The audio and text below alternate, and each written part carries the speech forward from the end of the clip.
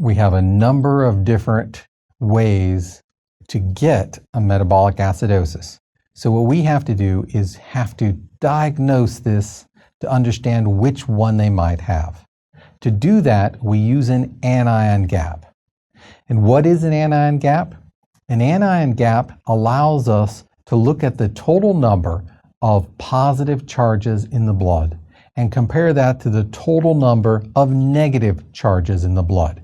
So it's cations versus anions. They have to equal each other. The positive charges will always equal the negative charges. And so I know you're wondering now, if they're equaling each other, why do you have a gap?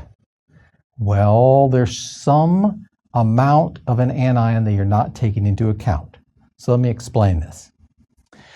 Metabolic acidosis with a normal anion gap, you have a certain amount of sodium.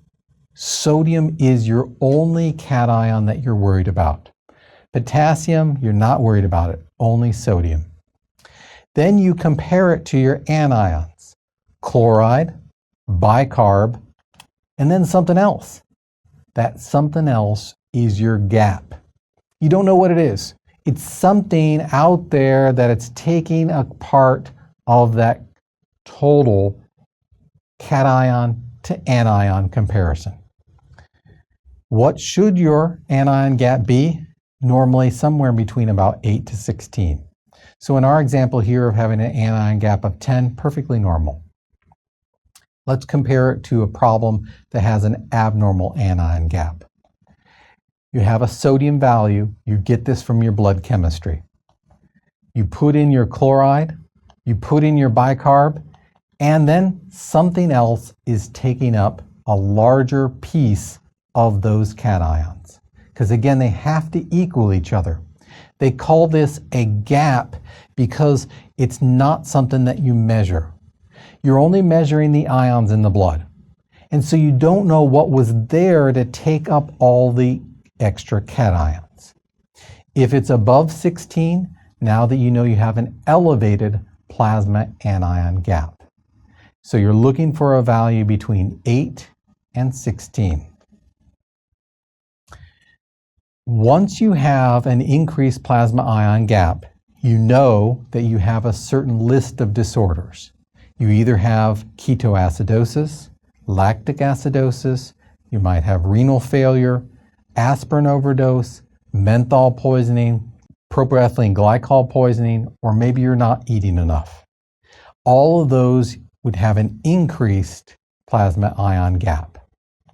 The ones you can eliminate if you have an elevated plasma ion gap are the ones that are associated with diarrhea or renal tubular acidosis, if you're on certain drugs like carbonic anhydrase inhibitors, or if you have a disease such as Addison's disease. So you can automatically tease out which one of these lists you are on if you have a metabolic acidosis. After you've calculated the anion gap, there's another differential diagnosis you can go through, and that is calculating an osmolar gap. So you're looking at a difference between two numbers, just like you were between cations and anions. What you're going to look at now is the difference between your measured osmolality to your estimated osmolality. How do you do that? To estimate your osmolality, you can take 2 times your sodium value, you take glucose divided by 18, and then you take your blood urea nitrogen divided by 2.8. You sum those together, and that should be within 10 of your measured osmolality.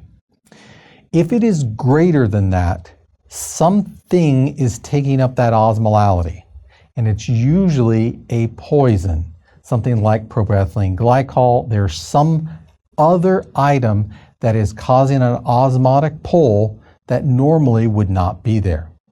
And that is another way you can further differentiate if you have a metabolic acidosis with elevated plasma anion gap.